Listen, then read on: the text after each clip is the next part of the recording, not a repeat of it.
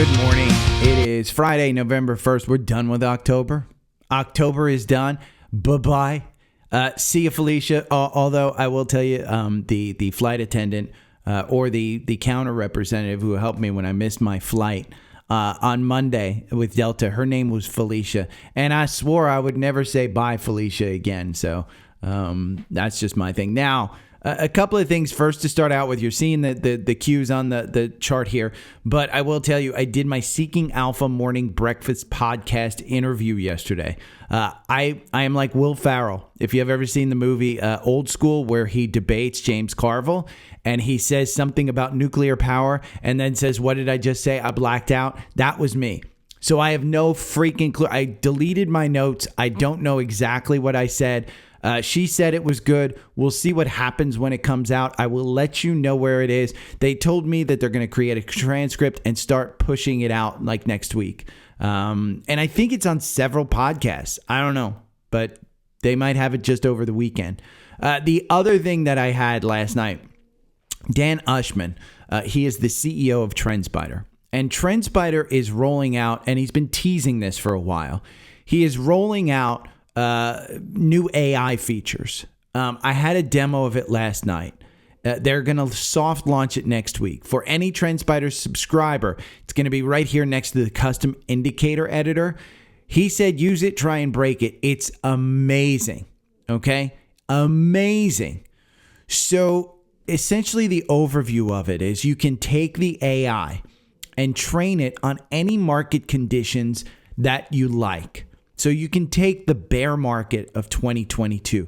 You can take the bull market of 2021. You can go back to 2000 to 2010, the lost decade.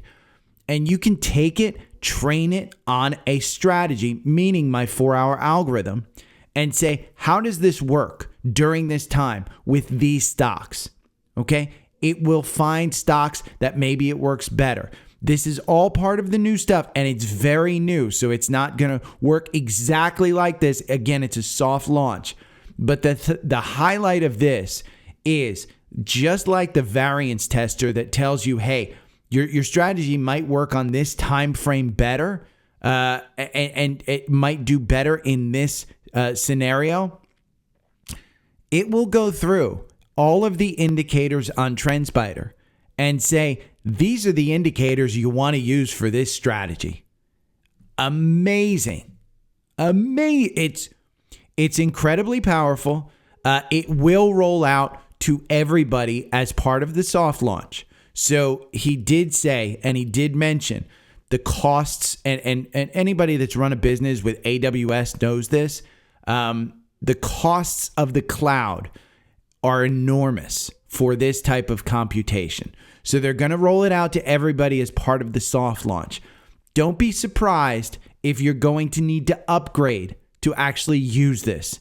And it's just because of cost. He wants to see what the cost is. He believes that people will start using this, fall in love with it, and then their costs are going to go up, which means that they have to raise your costs. Remember, Trendspider is not a super, super, super high margin business. The data that they pay for is tremendously expensive. So I thought it was amazing. I don't have a recording. He did record the event, but he's not posting the event. So I don't know how we're going to get instructions on how to use it.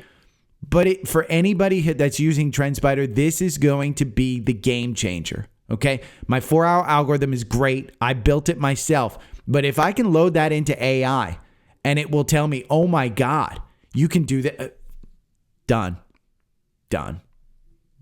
But again, that's the thing. Now, the algorithm, speaking of that, it did get you out yesterday with a nice 3.26% gain. Meanwhile, the RSI reset itself on the 4-hour all the way down to 37, and the MACD crossed down, and it's down around the oscillator, and this is on the Qs at 483. If you are looking for a long term, I would argue this is a good time to start dollar cost averaging your way in. You can start using the 200-day as your support level, but with us moving up, that we'll go over the earnings. We're going to go over Apple. We're going to go over Amazon. We're going to go over Intel. We'll go over Atlassian. We'll go over Exxon. And we'll go over next week's earnings. We're going to go over Root. We're going to go over Shark Ninja. There's a lot in this episode. But I would urge you, if you're in this for the long term, I do think that this is a good time to enter. I just don't see that the consumer is coming down. The only things that we have in the future, the near-term future, are the election, which could cause an enormous kind of, volatility spike, like we saw with the Japan yen trade. But the VIX is at 21. It's over 20. So it wants to live over 20 during volatile times. I can't imagine it spiking up to 30. I can't imagine it going to 35. But again, yesterday's market volatility jumps to its highest level in nearly 3 weeks. The VIX is what you want to watch. And if we're just looking at the cues, it has you out. Now, the algorithm makes you 77%. Buying and holding makes you 74%. So there's not a tremendous difference in this. And time in the market beats timing the market. So understand, even though I believe the algorithm is great, even though the algorithm outperforms buy and hold, it's not by a large margin. You win 65% of the time. So if you want to wait for it, you can wait for it. Just realize you may be buying higher than you are today. Look, the algorithm here, it made you buy and then it got you out and you got lucky that you bought lower. But look at this one. If you ignored this one, this one right here, sell, it made you buy higher. So I just want to make sure that you're aware that, yes, time in the market beats timing the market. So non-farm payroll, more than expected in October, hit by strike and hurricanes. It's messy data. The jobs data today was messy. It's not clean. The markets aren't really reacting to it. If you look here, the Dow futures up 0.45. Right now it's 904, so the market's not open. Crude oil spiking. But there's nothing, it's up at 71. It wants to live at set between 70 and 80. Silver, gold, they're not spiking a tremendous amount. Silver's up almost 1%. That's a pretty big move for it. But again, it's not like crashing. There's nothing coming down. Shark Ninja. This is one that I want to talk about because Shark Ninja is one. I bought a vacuum over Prime Day, a Shark Ninja vacuum. And I was on Spaces and one of the analysts said, this is my biggest position right now. And I'm really bullish on it. And I think it was around August. So it was at 91. It went all the way up to 112 and it pulled back today to that price. Now, I'm going to take a look at the 4-hour algorithm. Their earnings, the only thing that happened was they were conservative in their guidance for the holidays. If we go over here and we look in Earnings Hub and we search for Shark Ninja, the symbol is SN, okay? SN. Now, you can see, look at that price, okay, year to date, and you're seeing a pullback. You can go and look at news, AI summary of the call. Shark Ninja announced 1 point. Look, they beat revenues by 8%. Earnings per share were up 6% against estimates. That's big. That's big. That's super, super big. But they got it a little lighter. $1.37. Do they expect growth? Yes. I don't understand this pullback. I think it's purely just profit taking. If we look at the quant, it's a hold. And why is that? Well, the valuation is a little bit expensive. The PEG ratio is not outrageous, and so we look at their growth. They're growing 26% year over year. Now, the leverage free cash flow, 58% year over year. Average sector median, 1%. But when you go to profitability, that's your issue. The levered free cash flow, their margin is losing 1.28%, and that's getting killed. But their overall gross profit margin is 47% when the sector is 37%. You can't get these things in freaking Walmart. Go and look. They're sold out of half of them.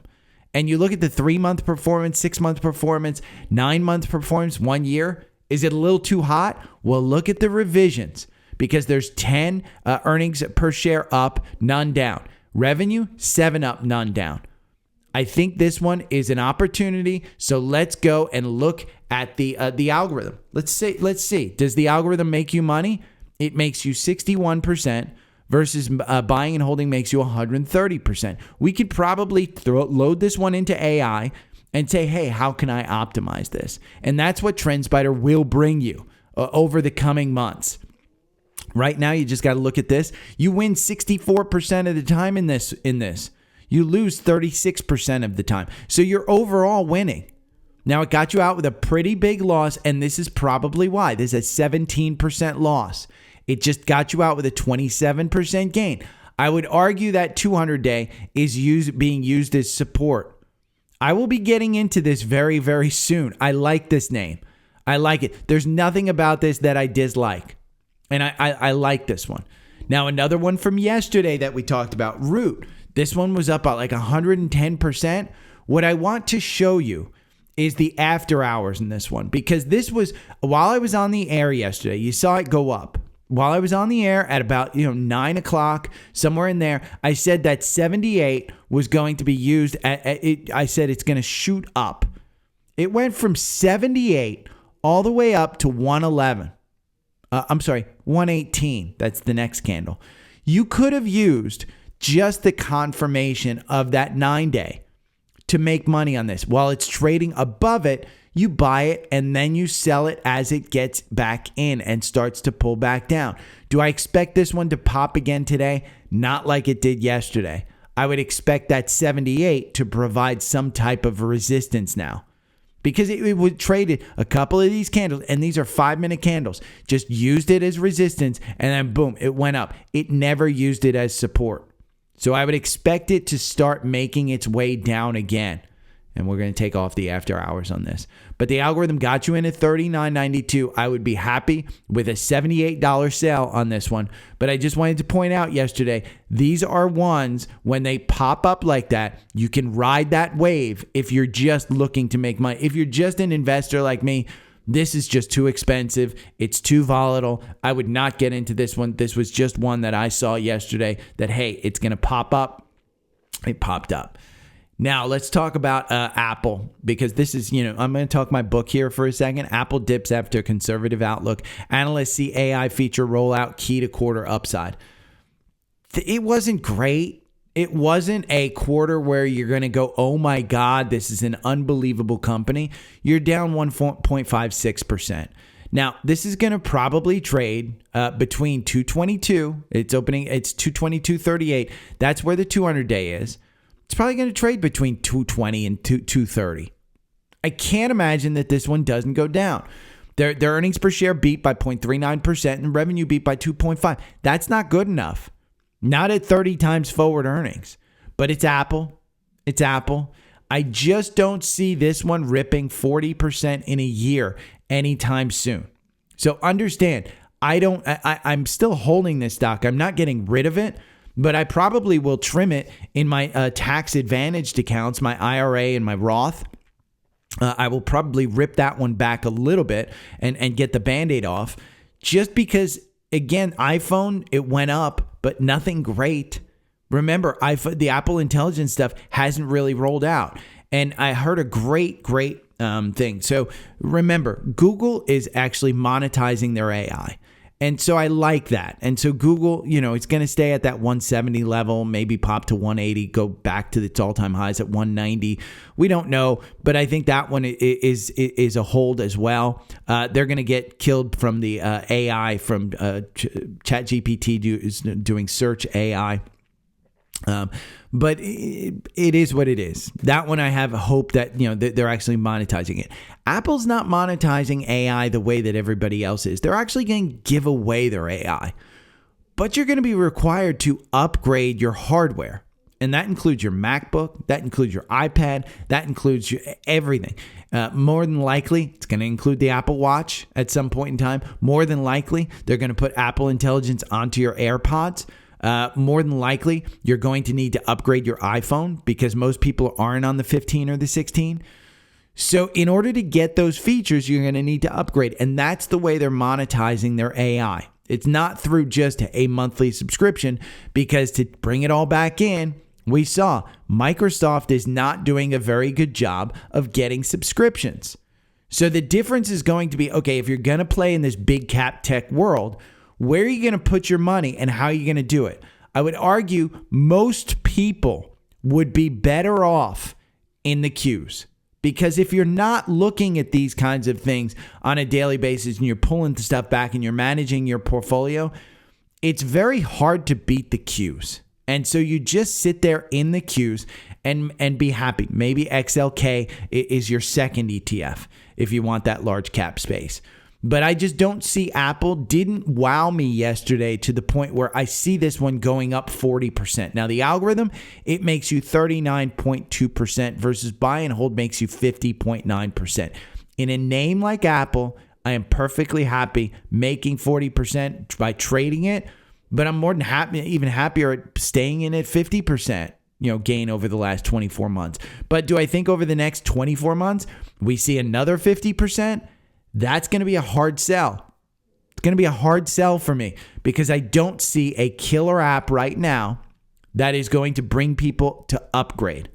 We just got 18.1. I don't have half the features that came out with it. I'm not missing anything right now. I can't write an email. That sounds professional when I say, hey, yo, what's up? I don't know. On the flip side, the key takeaways from Amazon. AI potential, key takeaways from the Amazon report. Amazon traded higher. Holiday cheer. Margin improvement. AI upside. Analyst reaction, all positive. Tail of the tape. It's up. It's up, 6.97%. If you use the double leveraged ETF, you're up 13%. Now let's go look at the chart because this one is pumping right up to the $200 mark. Where did we see $200 last time? Right here, back in July, where you hit the all-time high, and then it started to pull back because Jeff Bezzos started selling. Expect him to sell the rest of his $3 billion worth. So buying down here below the 188, great trade. You could get rid of it here at 200. I think you're going to have the opportunity to buy this again at 188. But that's the chance you take. For me, I'm buying and holding.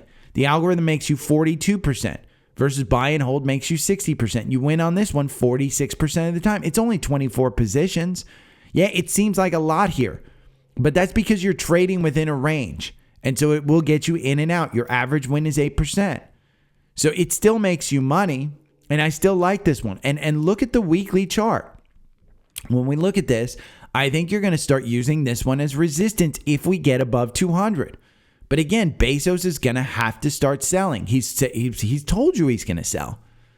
So there you have it. So Amazon, again, we talked about this. These are the biggest movers of the day. Intel soared 7% after the chipmaker exceeded Q3 in top line estimates, showed progress on its $10 billion cost-cutting plan.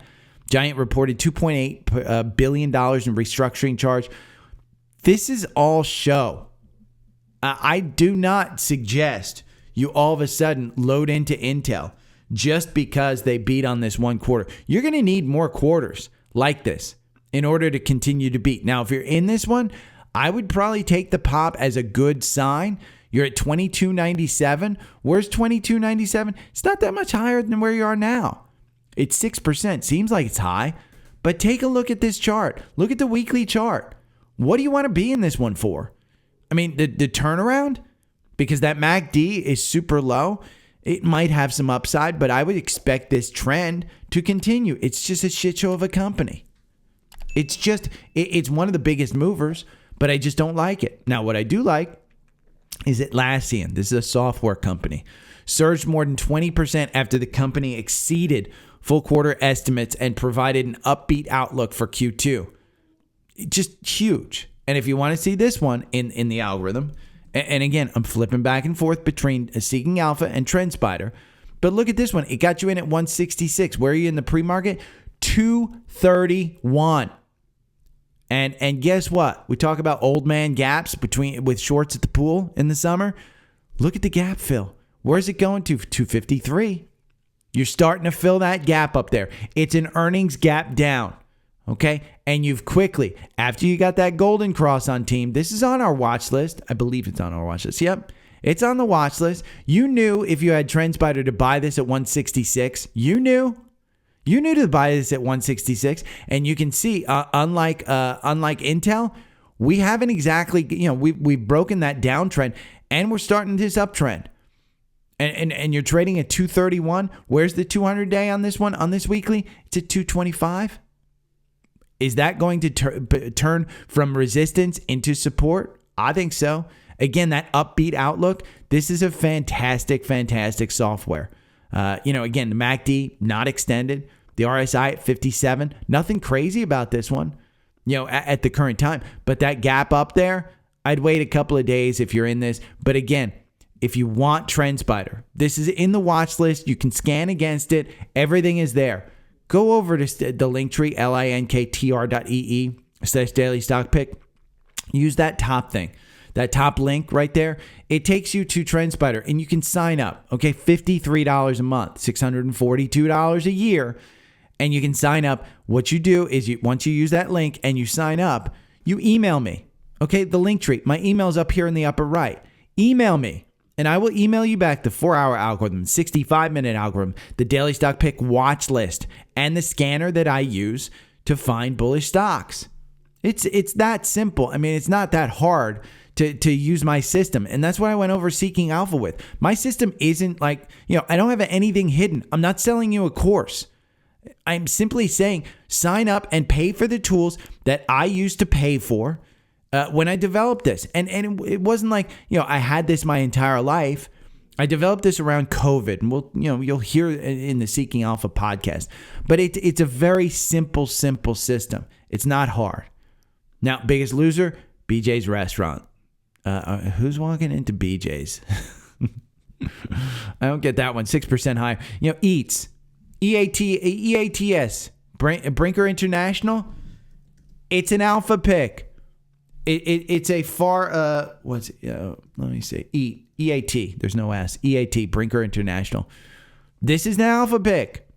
This is a restaurant that's on fire. This is Chili's. This is, the office memes at Chili's. This is it. This is what you want. You don't want BJ's Restaurant. An alpha pick. And what's alpha picks? Well, go over here. Go to the bundle. You've seen me use Seeking Alpha. Get premium Seeking Alpha and alpha picks all together. And why do you want alpha picks? And I went over this in the Seeking Alpha interview. I'm not a huge fan of a managed portfolio where they tell you when to buy and sell. But this one has the performance.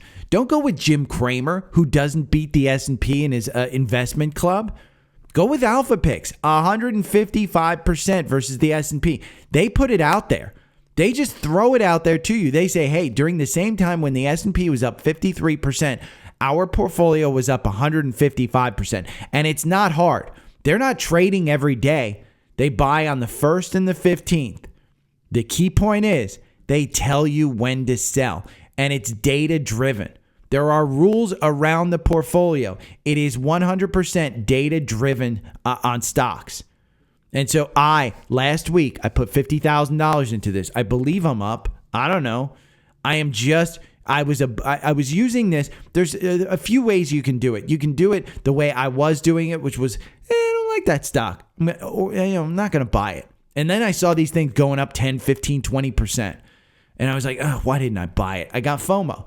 And then just last week, I decided, you know what? I'm not gonna have FOMO anymore. These guys have the whatever the cojones, whatever the brains are about picking stocks. These guys have it. So that's what I did. And again, Seeking Alpha. And say you don't want these together as a bundle because the bundle's too expensive at $639. It's a savings of $159.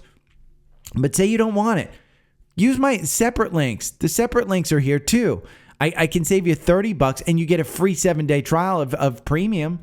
So you can sign up for, premium, get the 7-day trial. And then after you like it, you can sign up for the bundle. Just be sure you go back to my my thing here, just because it's cookie driven and they're going to give you, use whichever link you sign up for. Just use the Linktree before. Support the podcast. Be a bro. Be a bro. And yeah, if you don't have a brokerage firm, and I've talked to people who don't have brokerage firms or don't use Robinhood. If you want to, there's a bunch of documentaries on Netflix as to why you should absolutely not be using Robinhood. And they're I have no idea why why people go over there, but I hate them. I can't stand them. I use Webull, and if you use my link, you'll get free stocks. So it's all right there. Support the podcast, but again, from a standpoint of BJ's Restaurant, Eat is the place to go. Now, core portfolio name that had earnings this morning, Exxon. Exxon tops expectations. This one's going back to 120. In fact, in pre-market, it's 119. Let's go and look at this one. Oh, and if you want the core portfolio and you say, I talked about it yesterday in the interview, but the core portfolio is down here free for you to follow. It's Savvy Trader. Follow my trades for free right here. And this takes you right to the core portfolio. It's 34 names that I buy 100 shares of. But these are names that I believe you can be in without getting hurt too much. And so you pick and choose, and you can build a portfolio off of these. And I believe that you'll do fine with these. And again, we took out SMCI, we took out Boeing, we replaced it with Berkshire, and we replaced it with Dell. And so you've got names in there that I think are in bullish territory. I typically do it about once a quarter. So it's not a perfect portfolio. But you may say, but how are you doing against the S&P? Well, year to date, the S&P is up 19%. This portfolio is up 31%. And it's not a managed portfolio like Alpha Picks. But Exxon is in here. And Exxon topped the portfolio. Again, if you sign up for Trendspider, you get this core portfolio list right there. But you can see we dipped back down within this channel. And you had the gap up here between 123 and 121. We're trading at 119. Guess what gap we're going to fill? It's going back to 120. So if you're holding Exxon, I think it's fine. I don't think oil's going anywhere. I think this one is at absolute just buy and hold. So I was on Earnings Hub here before we were looking at this, and I just go over. I love Earnings Hub, and I am an affiliate of Earnings Hub, but I just like Earnings Hub. And so you can look at this calendar, and I just went through it a little bit here. Simon Property Group reported as well. They're in the core portfolio, and they're up 0.52%. It's a $170 stock, and that's where it's trading. I mean, you get a 5% dividend. It's a fantastic company to just buy and hold because you make a ton of money on this one. That's why it's in the core portfolio. But next week's earnings, we can look at here. We can look at next week. You got Palantir. Okay, Palantir. Their expected earnings per share, 9 cents. That's what they reported last time. Revenue, $701 million. They reported $678 million. I think this one's overvalued. I've been wrong on the stock price because look at this chart. It's just straight up. I mean, it literally is straight up. And Carp, he's insider selling. Go and look at the insider sales. We have HIMS, which is probably going to get killed on this one. This is a company that's not making money. Their earnings, they're expected 4 cents per share. Last time they reported 6 cents per share. The revenue, $379 million. They're expected $315 million. They pulled that one down. Vertex Pharmaceuticals. This one has a weight loss drug. Expected $4.10 per share. The revenue, $2.69 billion. That's an expectation higher. I don't know. Could be an interesting one. And then on Tuesday, you have mine that I got out of way too soon, but it's coming back down. It's BLDR. Estimate $2.96 per share, $4.45 billion in revenue. Both are down from what they reported last time. You've got SMCI. Lord knows what we're going to hear on this one. Lord knows what we're going to hear on this one. But this one could pump back up. Who knows? I'm still in this one. I am upset that I'm still in this one because it's a falling knife. But like I said, even if it goes to zero, I pulled out some of my gains. So even if it goes to zero and gets delisted, this one is just a shit show. But it's there. It's there. You got Copang, which is a software company. This one's going to be good. I think it's a software company. Wednesday, you have Celsius. Now, Celsius is going to be interesting because look at that stock chart. Okay, that goes all the way from, 92, and you're trading at $30. That's an interesting one. I think that one's super interesting. You've got Scott's Miracle Grow, which is a, look at that one. I mean, that chart looks great. That chart looks fantastic. Estimate lose $1.95 per share. Last time they reported $2.31 upside. I mean, you talk about bringing it down. Their revenue last time, $1.2 billion. This time, $399 million. I don't know. There's something going on there. I'm not exactly sure because I don't follow this name real well. Qualcomm. This is a core portfolio name. Estimate $2.56 per share. Estimate earnings per share last time, $2.33. They brought down the revenue.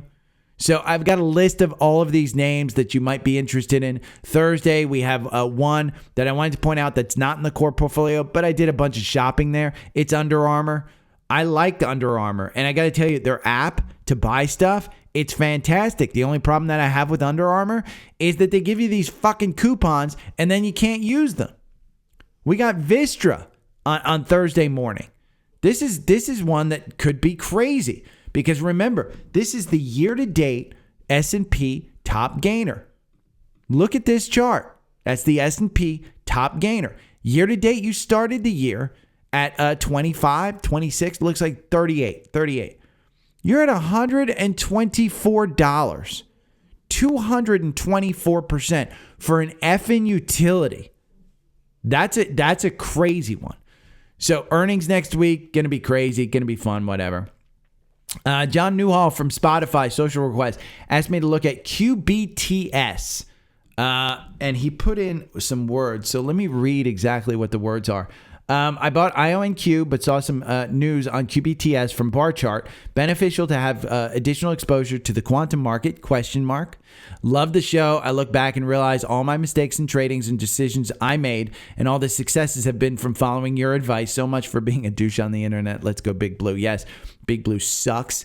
And I am a Giants fan, but yeah, I mean, listen, you can follow whichever douche that you want. There's plenty of good ones out there on the internet, but understand that, once you realize which mistakes that you're making, your kind of trading goes in a different direction. Now, QBTS, this is quantum computing. I'm not quite sure quantum computing is I know it's out there and I know it's a good one.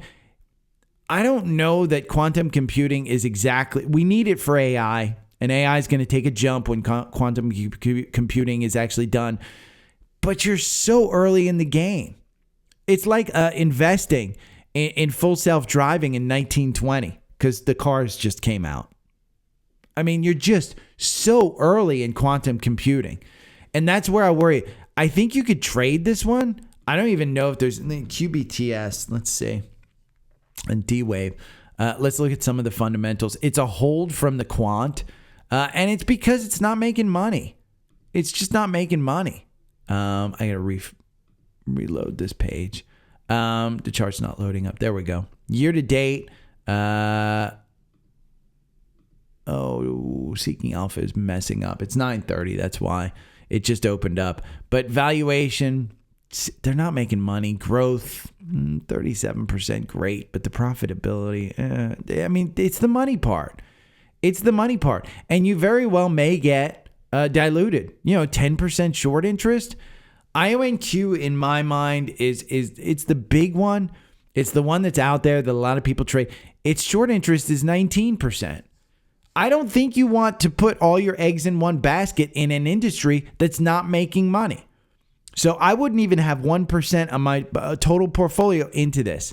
I would probably have 1% of my trading portfolio. So what I mean by that is understand that in my mind, there's a portfolio and then there's a trading portfolio. And your portfolio should be mainly in ETFs with some single stocks, with some sectors in there. But if you're trading, it should be a significantly smaller portion, maybe 10 to 20% of your overall portfolio. And I would have 1% of that portfolio in quantum computing if you believe in it. But understand, these companies don't make money. And that short interest, most of these pops are on short squeezes. They only have a $3.2 billion market cap, QTBS. And I don't like the way the stock, the chart looks. I mean, for me, it's just messy. This one has a $213 million market cap. So FYI, they're going to need more money. And you as a shareholder, you're going to get diluted. So I don't see it. And when Wall Street says it's a strong buy, there's 7 analysts that cover this. And their average price target is $2.39. I just don't. Again, 7 analysts. Now, Seeking Alpha analysts, they say it's a buy. Most recently, this guy, QBTS, but he said it was a hold here. It's down 43% since then. He said it was a hold here. It's down 4% since then. This guy said sell. It's up 16% since then. There's nobody that can give me great advice on this. So that's kind of where I'm at, John. I just, again, I think there's better places out there for your money. And that would just, but again, nobody knows for sure. Now, let's look at some scans, because in the watch list, one of the ones that I brought up on the Seeking Alpha Breakfast podcast is PSIX. Oh, let me refresh this. Maybe it's my internet that's screwing up here. But let's go back to the 4-hour, and we're going to do PSIX. This is a power, kind of in the AI space, if you will, power solutions. I think it's more than just AI, but it's in there. Now this one, 2375. Now the algorithm makes you 296%. Buying and holding makes you 694%. You win 30% of the time. Is it extended? Let's go over here to Seeking Alpha. This is what you need premium for, because if you don't know it, it's a strong buy in the quant because the valuation isn't extended. It's got a PE going forward of 9, where the sector is trading at 20. It's got a PEG ratio of 0.12 because their revenue growth, they're losing 14.75%. But their levered free cash flow, they're losing 1.75. But look at all those positives in EBITDA growth. They're spending money. Their profitability, fantastic. Gross profit margin, it's okay, 27%. But the return on equity, 1,931% gain. That is unbelievable. Levered free cash flow margin, 8.99%. That's fantastic. EBITDA margin, 14%. That's fantastic. Then you go to momentum, which is probably the strongest one. You're up 67% in 3 months. 6 months, you're up 950%. Is this one overextended? Let's see. What does Wall Street say? They say it's a $22 stock. You're trading at $22.58. I'd probably ignore this particular buy, wait for it to get back down to 20. Maybe it'll pump back up to 24. I'd have my stop loss at 19. That's the way I would trade this one, and it would be a trade. I don't think that this one's a long-term investment unless you actually know something about the company. Other than that, it would be a trade. Now, Target, 150. Is it a buy? That 50 days moving negative. Bollinger Bands are cinched up. You're right now you're plus 3.2. It's not giving me a good signal. And you can see this sideways trade doesn't make a whole lot of sense to me. You win 24% of the time in the algorithm. I don't trust the algorithm with the Target. I didn't trust it before. When we look at a weekly, it's using that 200-day as resistance clearly, and you're just trading sideways. These guys better have a good quarter to report. I think they're past their earnings. Let's see. Let's go back to the 4-hour. Their earnings are November 19th. It better damn be a good quarter with some good guidance. Remember, they lowered prices on staples in order to get people into the store. So their margins might be affected like that. You have a cross-up on Verizon, a Dow stock. This is one that pays like an 8% dividend. And since their earnings, they've slid down 42.55. Is this one a good one? Maybe. Because you've got, again, an 8% dividend on this one. It is a business that is heavy capital. They have to do a ton in order to actually make money at doing this stuff. The growth sucks. It's just horrible. And so you're not paying for the growth. You're paying for the valuation. It's trading at 9 times earnings. So this isn't a growth stock. It absolutely is not a growth stock. You're paying for just the profitability and the valuation. You're paying for that 8% dividend. Let's see. The actual dividend yield. Let's see. PE going forward. But where's the dividend yield? Yield forward, 6.43. So it's 6% going forward. That's what you're paying for. So there's a bunch of leveraged DTFs. I will be back on Monday. You guys have a great weekend. Again, use the link tree to sign up for anything. I would say that bundle is just it's a great deal, a fantastic deal to save that amount of money. And if I have any news, I'll put it out on Substack. Because remember, I have a free newsletter right here, Daily Stock Picks. And I go live. I went live for the past 3 days. I went live for earnings. So you can watch those. It's just a talking head where I kind of turn the camera around because I can't broadcast my screen. But people seem to like it. And you can, again, it's Ask Me Anything. So hop on one of those live. Sign up for the newsletter so you'll get and let us help you grow. You'll get an alert. By the way, I did have somebody complain about the song. First time. He complained. He said he's not subscribing because of the song. Where's the violin that's playing behind me? Because I'm so sorry you didn't subscribe, douchebag. Whatever. Song is great. Okay, take care. Bye. Every morning I wake up to the sound of the trading bell. My heart starts to pound. Daily stock pick trading podcast in my ears, guiding me through my hopes and fears. Tune in daily, don't miss a single show. Sign up for the newsletter, let us help you grow. Taking risks, making moves, seeking success. Together we'll conquer, no room for any less. Every morning I wake up to the sound of the trading bell. My heart starts to pound. Daily stock pick trading podcast in my ears, guiding me through my hopes and fears.